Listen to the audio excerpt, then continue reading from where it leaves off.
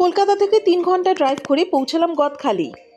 পৌঁছে গাড়িটা পার্ক করে চটপট খেয়ে নিলাম ডাবের জল খেয়ে পৌঁছালাম ঘাটের দিকে। চটপট উঠে পড়লাম বোটে, আর বোটে উঠেই সেরে ফেললাম আমাদের ব্রেকফাস্ট, গরম গরম ফুলকো লুচির সঙ্গে সাদা আলু।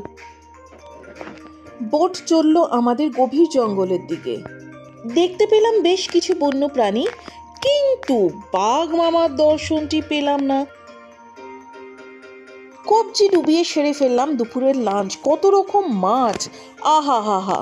আর বিকেলের সূর্যাস্ত দেখে আমরা রিটার্ন করলাম আমাদের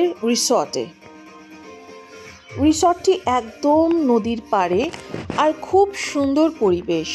রুমগুলো বেশ পরিষ্কার পরিচ্ছন্ন।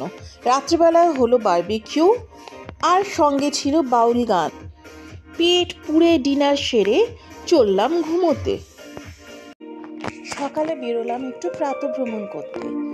রিসর্টের চারিপাশটি ঘুরে রিটার্ন করলাম রিসর্টে। তাড়াতাড়ি ফ্রেশ হয়ে ব্রেকফাস্ট করে আমরা আবার রওনা দিলাম আমাদের গন্তব্যস্থল গদখালির দিকে।